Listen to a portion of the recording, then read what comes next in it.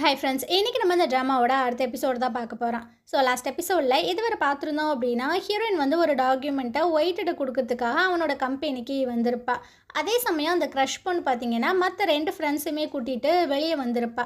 So ரொம்ப ஜாலியாக swimming ஃபூலெல்லாம் விளாண்டுட்டு இருக்கும்போது அந்த கண்ணாடி பொண்ணு வந்து சொல்லிகிட்டு இருக்கா, எனக்கு ரொம்ப ஆசையாக இருக்குப்பா, இந்த தண்ணியிலேருந்து எந்திரிக்கவே மனசு வர மாட்டுது. ஆனால் என்னோடய பெயிண்டிங் எல்லாத்தையுமே நான் இன்றைக்கி சப்மிட் பண்ணுமே, அதெல்லாம் பிரச்சனை இல்லை, நான் உனக்கு பதிலாக சப்மிட் பண்ணுறேன், ஜாலியாக விளாடுங்க, இன்றைக்கி ஃபுல்லாக உங்களுக்காக நான் புக் பண்ணியிருக்கேன் அப்படின்னு அவள் பார்த்திங்கன்னா அங்கேருந்து வந்திருக்கா.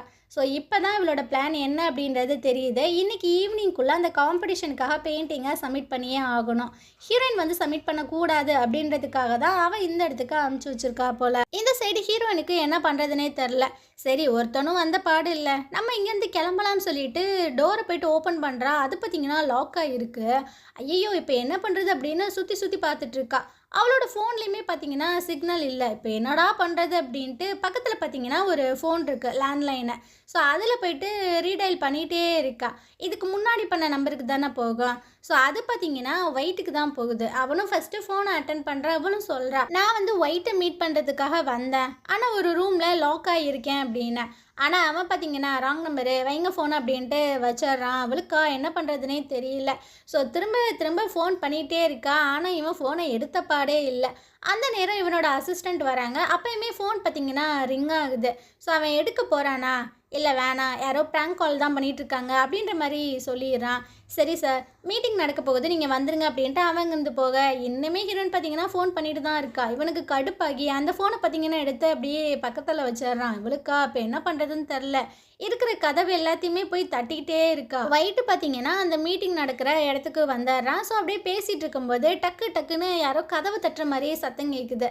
அங்கே இருக்கிற எல்லாரும் ஒரு மாதிரி பார்க்க, இருங்க நான் என்னன்னு செக் பண்ணுறேன் அப்படின்னு இவன் பார்த்தீங்கன்னா அந்த கதவை நோக்கி வந்துட்டுருக்க. அந்த சைடு நம்ம ஹீரோயின் தான் போட்டு தட்டிகிட்டு இருக்கா.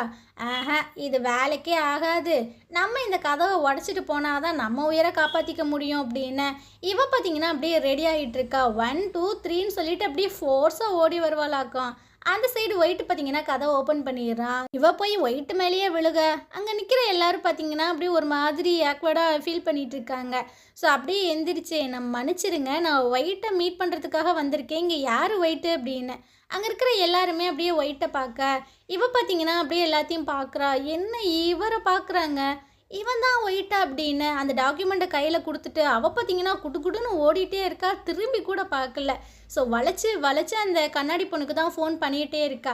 ஏன்னா அவளோட பெயிண்டிங்கை கொண்டு போய் வைக்கணும்ல. ஆனால் இதுங்க எப்படி அட்டன் பண்ணும், இவங்க ஃபோன் எல்லாமே லாக்கரில் தானே வச்சுட்டு இங்கே ஜாலியாக என்ஜாய் பண்ணிகிட்டு இருக்காங்க.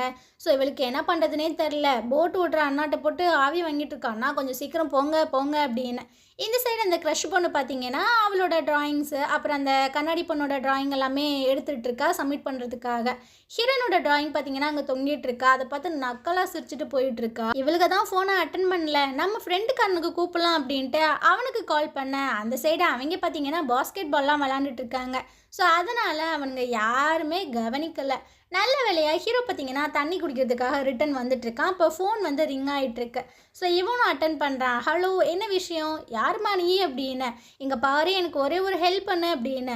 எது ஹெல்ப் பண்ணணுமா, நான் எதுக்கு பண்ணணும் அப்படின்னு இவன் பார்த்தீங்கன்னா வீஞ்சிட்டு போக, டேய் சொல்கிறதே கேள்றா, என்னோட ரூமுக்கு போடா, என்னோட ரூமுக்குன்னு. ஏய், நான் வந்துட்டு ஒரு பையன், நான் எப்படி ஒரு ரூமுக்கு போக முடியும், நான் என்ன ஒன்றை மாதிரி நினச்சியா, அட அற பைத்தியமே, நான் சொல்கிறது கேளு அப்படின்ட்டு இவ கத்த. சரி சொல்லி தொலை அப்படின்னு ஹீரோ பார்த்தீங்கன்னா இப்போ தான் காது கொடுத்து கேட்க ஸ்டார்ட் பண்ணுறான். இவளோட கெட்ட நேரமாக என்னன்னு தெரில, இவ ஃபோன் பார்த்தீங்கன்னா சுவிட்ச் ஆஃபே ஆயிடுது. அந்த சைடு அவன் கத்திட்டு இருக்கான், நம்ம கூட விளாடுறதே இவளுக்கு ஒரு பொழப்பா போச்சு, எவ்வளோ திமிர் இருந்தால் ஃபோனை கட் பண்ணி விடுவா அப்படின்னு. இந்த சைடு ஹீரோயின் பார்த்தீங்கன்னா புயல் வேகத்தில் ஓடி வந்துட்டு இருக்கா. ஸோ அவளோட பெயிண்டிங்கை எடுத்துகிட்டு ரிட்டன் வரும்போது கரெக்டாக ஹீரோ பார்த்தீங்கன்னா விளாண்டு முடிச்சுட்டு வந்துட்டு இருப்பான். அவனை ஒரு இடி தான், அவன் கையில் வச்சுருந்த அந்த சட்டை பார்த்தீங்கன்னா கீழே விழுந்துருது. அதுலேயும் ஒரு மிதியை மிதிச்சுட்டு அவன் அங்கேருந்து போக இவன் கட்டுப்பாயிடுறா. டி நில்றி அப்படின்ட்டு இவன் பார்த்தீங்கன்னா அந்த சட்டையை தூக்கிட்டு இவளோட வழியை வந்து மறைச்சிட்டு இருக்கான். அவள் பார்த்தீங்கன்னா டேய் விடுறான்னு கத்த, இங்கே பாரு என்கிட்ட மன்னிப்பு கேளு அப்படின்னு. சிவ பார்த்தீங்கன்னா என்னை மன்னிச்சிரு அப்படின்ற மாதிரி சொல்லிட்டு அங்கேருந்து போக போகிறாளா. என்ன ஆட்டிடியூடு இது, ஒழுங்கா சின்சியராக கேளு அப்படின்னு. இவளும் பார்த்தீங்கன்னா என்னை மன்னிச்சிருப்பா ராசா அப்படின்ற மாதிரி சொல்லும்போது இருந்தாலும் அவன் விட மாட்டான். வந்து இதை வாஷ் பண்ணி கொடுக்கணும் அப்படின்ட்டு. சரிடா சத்தியமாக நான் வாஷ் பண்ணி கொடுக்குறேன், இப்போ என்னை போக விடு அப்படின்னு. ஏய் நீ என்ன என்கிட்ட கத்துற, ஃபஸ்ட்டு நீ தானே தப்பு பண்ண அப்படின்ட்டு. அட இங்கே பாரு, நான் தான் சொல்லிட்டு இருக்கேன்ல, எனக்கு டைம் இல்லை, நான் போய் இந்த பெயிண்டிங்கை சப்மிட் பண்ணணும், ஏன் புரிஞ்சுக்க மாட்டேற அப்படின்ட்டு. இவ கத்திட்டு குடுன்னு ஓடி வந்து அந்த டிராயிங்கை கொடுக்குற அந்த ப்ரொஃபஸர் பார்க்குறாரு. ஏம்மா எப்போ வந்து சப்மிட் பண்ணிட்டு இருக்க? அந்த ப்ரொஃபஸர் வந்து எல்லாத்தையுமே வாங்கிட்டு போயிட்டாங்க, நான் வேணால் கால் பண்ணி கேட்குறேன் அப்படின்னு. ஸோ அவர் என்ன சொன்னார் அப்படின்றது தெரில. ஹீரோயின் பார்த்தீங்கன்னா ரொம்பவே சோகமாக வந்துட்டுருக்கா. அவர் பார்த்தீங்கன்னா முடியாது அப்படின்ற மாதிரி சொல்லிட்டாரு போல். ஸோ இவ ரொம்ப பயங்கரமாக அழுதுட்ருக்கா. சரி விடு விடு, எனக்கு இன்னொரு சான்ஸ் கண்டிப்பாக இருக்கும் அப்படின்ட்டு அவளே பார்த்தீங்கன்னா மோட்டிவேட்லாம் பண்ணிவிட்டு ரிட்டன் ரூமுக்கு வந்துட்டுருக்கா. அங்கே எல்லோரும் ஸ்நாக்ஸ் எல்லாம் சாப்பிட்டுட்ருக்காங்க. வேகமாக இந்த க்ரஷ் பொண்ணு இருக்காளே, ஏய் வா வா வந்து சாப்பிடு அப்படின்ற மாதிரிலாம் சொல்லும்போது இவ பார்த்தீங்கன்னா இல்லைப்பா வேண்டாம், எனக்கு கொஞ்சம் டயர்டாக இருக்குது, நான் குளிக்க போகிறேன் அப்படின்னு. அப்போ இந்த கண்ணாடி பொண்ணு பார்த்தீங்கன்னா அந்த காஃபி ஷாப்பில் ஒர்க் பண்ணுற பையன் வந்துட்டு ஹீரோனோட தம்பி தான் அப்படின்ற மாதிரி சொல்லும்போது இவளுக்கு கடுப்பாயிருது. என்ன சொல்கிற, அங்கே வந்து இந்த ஃப்ரெண்டுக்காரனமா இருந்தான், ஆமாம் அப்படின்ற மாதிரி தான் சொல்கிறா. ஸோ இவ பார்த்தீங்கன்னா கொள்ளவெறியோடு அங்கேருந்து கிளம்ப விஷயத்த ஃப்ரெண்டுக்காரனுக்கு கால் பண்ணி கண்ணாடி பொண்ணு சொல்லிடுறா போல். அவன் பார்த்தீங்கன்னா டேய் என்னை காப்பாற்றுன்னு சொல்லி வாயை மூடலை. அதுக்குள்ளே ஹீரோயின் பார்த்தீங்கன்னா அப்படியே பேயாட்டம் வந்து நிற்க, தம்பிக்காரன் பார்த்தீங்கன்னா அப்படியே ஹக் பண்ணிக்கிறான். அக்கா என்னை மன்னிச்சிரு, நான் ப்ராமிஸ் பண்ணுறேன், நான் அந்த வேலையை விட்டுறேன் அப்படின்னு. சரி சரி அப்படின்ற மாதிரி சொல்லிட்டு நேராக அந்த ஃப்ரெண்டுக்காரன்ட்ட போகிறா. எவ்வளோ தைரியம் இருந்தா நீ என்கிட்ட இருந்து மறப்ப அப்படின்னு. ஸோ இவன் பார்த்தீங்கன்னா அப்படியே அவளை ஹக் பண்ணிவிட்டு சாரின்னு கேட்க போகிறானா, அவன் பார்த்தீங்கன்னா ஒரே மிதி தான். ஸோ அவன் அப்படியே பாவமாக பின்னாடி வரானா. தம்பிக்காரன் வந்து சொல்லிட்டு இருக்கான், நீ என்ன ஹக் பண்ணிக்கோ பிரச்சனை இல்லை அப்படின்னு. ஸோ அவனும் அப்படியே சாஞ்சுக்கிட்டு என்னை மன்னிச்சிரு, இதுக்கப்புறம் இந்த மாதிரி பண்ண மாட்டேன் அப்படின்னு. இவளுக்கு பார்த்தீங்கன்னா சிரிப்பாக வருது. சரி இதுக்கப்புறம் இந்த மாதிரிலாம் பண்ணிட்டு இருக்காதீங்க அப்படின்னு. மறுநாள் இவ வேலை எல்லாத்தையுமே முடிச்சுட்டு ரிட்டன் ரூமுக்கு வந்துட்டுருக்கா. அப்போ பார்த்தீங்கன்னா அந்த ஃப்ரெண்ட்ஸ் எல்லாருமே உள்ளே வந்துட்டுருக்காங்க. அடே வாழ்த்துக்கள் ரீ, நீ செலக்ட் ஆகிருக்க அப்படின்னு. என்ன சொல்லிட்டு இருக்க, நான் எப்படி செலக்ட் ஆவேன் அப்படின்னு. உன்னோட பெயிண்டிங்கை நாங்கள் பார்த்தோம், அந்த எக்ஸிபிஷனில் வச்சுருக்காங்க அப்படின்ட்டு. அடியே வேறு யார்ட்டனாச்சும் இருக்கும்டி, நான் வந்து சப்மிட்டே பண்ணலைன்னு. இந்த க்ரஷ் பொண்ணுக்கு பார்த்தீங்கன்னா செம்ம கடுப்பாயிட்டுருக்கு. எதுக்கு இப்படி மறைக்கிற, உன்னோட தான் அதில் இருந்துச்சு அப்படின்னு. என்னதான் பேசிகிட்டு இருக்கீங்க, எனக்கு ஒன்றுமே புரியலையே அப்படின்ட்டு. இவ பார்த்தீங்கன்னா அந்த பெயிண்டிங் எடுத்து இப்போ தான் ஓப்பன் பண்ணி பார்க்குறா. உள்ளே பார்த்தீங்கன்னா இந்த கண்ணாடி பொண்ணோட பெயிண்டிங் இருக்குது. அடி பாவீங்களா, இது என்னோடதாச்சு, இது எப்படி இங்கே இருக்குது, அப்போ நான் யாரோடதை சப்மிட் பண்ணேன் அப்படின்ட்டு. ஸோ அப்போ தான் அவள் யோசிச்சு பார்க்குறா. அன்றைக்கி ஹரிபரியாக வந்து அந்த இதெல்லாம் மாற்றி விட்ருப்பாள். ஓ நான் தான் தெரியாமல் மாற்றி வச்சுட்டேனா, அடக்கடவுளே என்னோட பெயிண்டிங்கை சப்மிட்டே பண்ணலையா அப்படின்ட்டு. ஸோ இவ பார்த்தீங்கன்னா சாரியெல்லாம் கேட்டுட்ருக்கா. சரி நீ ஏன் என்னோடதை போய் சப்மிட் பண்ணல, அன்னைக்கு நாங்கள் வெயிட்டுக்கிட்ட அந்த டாக்குமெண்ட்லாம் கொடுக்க போனல, அப்போ தான் எனக்கு ஞாபகம் வந்துச்சு, உங்களுக்கு நான் திரும்ப திரும்ப கால் பண்ணிகிட்டே இருந்தேன், ஆனால் நீங்கள் தான் எடுக்கலை.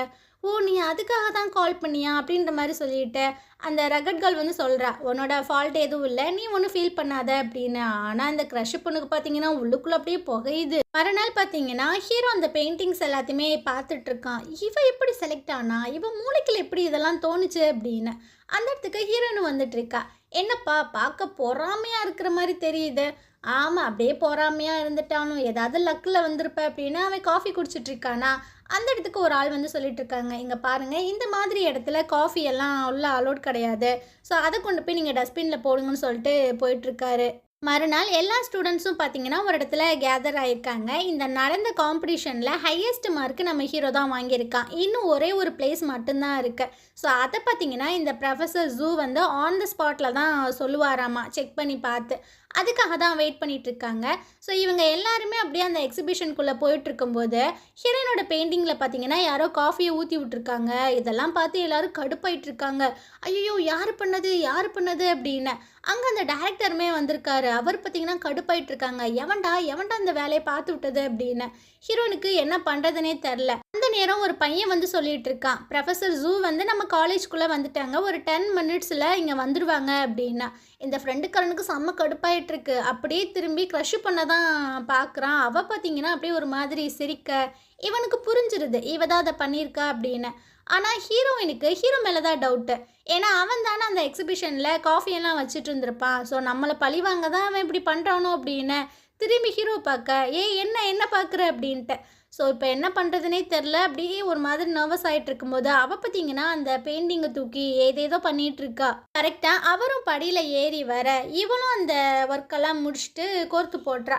ஸோ இவர் பார்த்தீங்கன்னா ஒரு ஒரு பெயிண்டிங்காக பார்த்துட்டு கரெக்டாக ஹீரோயினோட அந்த மாடுலேஷன் பண்ணியிருப்பாள்ல அதையுமே பார்த்துட்டு போயிட்டுருக்காங்க. ஸோ ஃபஸ்ட்டு ஹையஸ்ட் மார்க் யார் வாங்கியிருக்கா அப்படின்னா வெஞ்சு அப்படின்ற ஒரு ஸ்டூடெண்ட் தான்.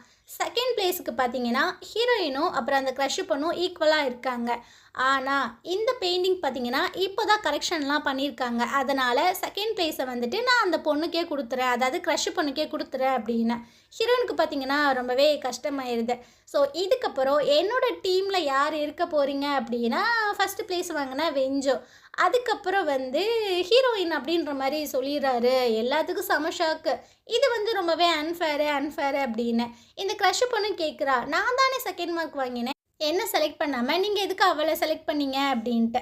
இவரும் பார்த்தீங்கன்னா சொல்லிட்டு இருக்காங்க, இந்த பொண்ணோட பெயிண்டிங்கில் காஃபி ஒட்டி இருந்துச்சு. ஸோ அதை பார்த்தீங்கன்னா அவள் 10 நிமிஷத்தில் சரி பண்ணிட்டா. உங்களுக்கு அதே டைம் நான் கொடுக்குறேன், உங்களால் இந்த மாதிரி பண்ண முடியுமா, நீங்கள் பண்ணுங்க, அது பிடிச்சிருந்தது அப்படின்னா நான் 100 பேர் கூட நான் செலக்ட் பண்ணுறேன் அப்படின்னு. அவங்க பார்த்தீங்கன்னா இல்லை எங்களால் பண்ண முடியாது அப்படி இப்படின்னு ஜஹா வாங்கிறானுங்க. ஸோ இதனால தான் நான் சொல்கிறேன் அந்த பொண்ணு என்னோடய டீமில் கண்டிப்பாக இருக்கும் அப்படின்னு. இந்த க்ரஷ் பொண்ணுக்கு பார்த்தீங்கன்னா செம்மையாக வெறி ஆயிடுது. ஸோ அப்படியே கோச்சிட்டு வெளியே போக பின்னாடியே ஃப்ரெண்டுக்காரன் வந்துட்டுருக்கான். ஒரு நிமிஷம் இல்லை, இங்கே பாரு, என்னை பார்த்து நீ பாவமாலாம் ஃபீல் பண்ண வேணாம், நான் உன்னை பார்த்து பாவமாலாம் ஃபீல் பண்ணுறதுக்கு வரல, நான் உனக்கு வார்ன் பண்ண தான் வந்திருக்கேன். அந்த மிலிட்ரி ட்ரைனிங்கில் நீ தானே ஹீரோயினை போட்டு கொடுத்தது அப்படின்னு. ஸோ சில விஷயங்களை காட்டுறாங்க. அதாவது கண்ணாடி பொண்ணு வந்து ரகட் கேர்ள்கிட்ட சொல்லிட்டு இருந்திருப்பா, இந்த க்ரஷ் பொண்ணு வந்து டேரக்டரை போய் மீட் பண்ணியிருக்காப்பா, ஹீரோயின் வந்து இந்த மாதிரி விற்கிறது எல்லாத்தையுமே அவள் தான் போட்டு கொடுத்துருக்கா அப்படின்னு. அந்த இடத்துல தான் நம்ம ஃப்ரெண்டுக்காரனமே தூங்கிட்டு இருந்திருப்பான், எது அவளா பொண்ணா அப்படின்ட்டு. அப்போவே அவனுக்கு விஷயங்கள் தெரிஞ்சிருக்கும். அதை பற்றி இப்போ சொல்ல, இங்கே பாரு, ஏதாவது ப்ரூஃப் வச்சுருக்கியா, சும்மா அந்த மாதிரிலாம் பேசாத, இங்கே பார் ப்ரூஃபு எவிடென்ஸு இதை வச்சு பேசுகிறதுக்கு நான் ஒன்றும் போலீஸும் கிடையாது, ப்ராசிக்யூட்டரும் கிடையாது, நான் அவளோட ஃப்ரெண்டு, அவகிட்ட இதுக்கப்புறம் ஏதாவது வச்சுக்கிட்டேன் நான் என்ன பண்ணுவேனே தெரியாது அப்படின்ட்டு மிரட்டி விட்டுட்டு போயிட்டுருக்கான். இதுக்கப்புறம் ஹீரோவை காட்டுறாங்க. இவன் பார்த்தீங்கன்னா எதுக்கு இவன் நம்ம மேலே சந்தேகப்பட்டா, இதை போய் கேட்டே ஆகணும் அப்படின்ட்டு நேராக ஹீரோனை தேடி வந்துட்டுருக்கான். அங்கே அவள் பார்த்தீங்கன்னா லைப்ரரியில் புக்கெல்லாம் படிச்சுட்டு அங்கேருந்து கிளம்ப போகும்போது இவன் பார்த்தீங்கன்னா அப்படியே வந்து மறைச்சிட்ருக்கான். ஆமாம், நீ எதுக்கு உன்னோட பெயிண்டிங்கை இது பண்ணி விட்டது நானும் நினச்சேன் அப்படின்னு. ஆமாம், வேறு யாரா இருப்பா, நீ தான் என் மேலே வெஞ்சன்ஸோடு சுற்றிட்டு இருக்க அப்படின்னு. ஏய், இன்னிமா நீ என் மேலே சந்தேகப்படுற, நான் அந்த மாதிரி கேவலமான ஆள்லாம் கிடையாது, ஒன்னால தான் அந்த மிலிட்ரி ட்ரைனிங்கில் எல்லாருமே பனிஷ்மெண்ட் வாங்கினோம், அதில் எவனாவது ஒருத்தவன் இந்த மாதிரி பண்ணியிருக்கலாம்ல. ஆமாப்பா, எல்லாருமே என்னை அடிக்கணும்னு தான் நினச்சிட்டு இருக்கானுங்க, நீ மட்டும்தான் என்னை பாதுகாக்கணும்னு நினைக்கிற, அதனால நீ பண்ணியிருக்கவே மாட்டேன், எனக்கு இப்போ டைமில் நான் போகணும் அப்படின்ட்டு. அவள் பார்த்தீங்கன்னா அங்கேருந்து போக இவள் பார்த்தியா இன்னுமே நம்மளை தான் சந்தேகப்பட்டுட்ருக்கா, நம்ம என்ன அப்படியால அப்படின்ட்டு இவன் தனியாக புலம்பிட்டு இருக்கான். இதுக்கப்புறம் ஹீரோயின் பார்த்தீங்கன்னா ஒரு ரெஸ்டாரண்ட்டில், அதாவது ஸ்டார்டிங் சீனில் இவங்க ரூம்மேட்ஸ் எல்லாருமே ஒன்றா சாப்பிட வந்திருப்பாங்களே, அந்த கடையில் மீனெல்லாம் கழுவி கொடுத்துட்ருக்கா, அதாவது பார்ட் டைமாக ஒர்க் பண்ணிகிட்ருக்கா. ஸோ இந்த வேலையை முடிச்சுட்டு அங்கே கேன்டீனில் போயிட்டு ஃபுட்டை வந்து டெலிவரி பண்ணுறது, அந்த மாதிரி நார்மலாக அவளோட லைஃப் எல்லாமே போயிட்டுருக்கு. அதே சமயம் அந்த வெயிட் இருக்கார்ல அவரை காட்டுறாங்க. இவர் பார்த்தீங்கன்னா இந்த ப்ரொஃபஸர் ஜூவை மீட் பண்ணுறதுக்காக வந்திருக்கார். இவருக்குமே வெயிட்டை தெரியும் போல், என்னப்பா ஆளையே காணோம், சரி எதுக்கு இங்கே வந்திருக்க அப்படின்னு. அதுவா, நான் வெஞ்சுவை பற்றி பேசலான்னு தான் வந்திருக்கேன், அவன் ஏதோ உங்கள் கூட சேர்ந்து ஒர்க் பண்ண போகிறானாமே அப்படின்னு. ஆமாப்பா, அவனோட பெயிண்டிங்ஸ் எல்லாமே ரொம்பவே சூப்பராக இருக்குது, அவனும் இன்னொரு பொண்ணு தான் செலக்ட் ஆகிருக்காங்க அப்படின்னு. இங்கே பாருங்க, எங்கள் அம்மா உங்களோட சீனியர், அது ஞாபகம் இருக்குதானே, அதனால் நீங்கள் எனக்கு ஹெல்ப் பண்ணுவீங்கன்னு நம்புகிறேன். இல்லைப்பா, நீ சொன்னால் புரிஞ்சுக்கோ, அவனோட அந்த திறமைக்கு தான் நான் வாய்ப்பு கொடுத்துருக்கேன். ஸோ இன்னுமா அந்த வெஞ்சன்ஸ் எல்லாம் இருக்குது, என்னதான் இருந்தாலும் அவனும் உன்னோட தம்பி தானே. இங்கே பாருங்கள், சும்மா அதெல்லாம் சொல்லிகிட்டு இருக்காதீங்க, நீங்கள் எனக்கு ஹெல்ப் பண்ணுங்க, அவனை நீங்கள் தூக்க வேணாம், ஆனால் இந்த ப்ராஜெக்டில் இன்னொரு ஆளை சேர்த்துக்கோங்க அப்படின்னு. அது யார் அப்படின்ற மாதிரி இவர் கேட்கும்போது க்ரஷ் பொண்ணு அப்படின்ற மாதிரி சொல்கிறான். ஸோ இந்த இடத்துல இந்த எபிசோடு முடியுது. நாளைக்கு நம்ம அடுத்த எபிசோட் பார்க்கலாம். இந்த ட்ராமா உங்களுக்கு பிடிச்சிருந்தது அப்படின்னா கண்டிப்பாக நம்ம சேனலுக்கு சப்போர்ட் பண்ணுங்கள். தேங்க்யூ.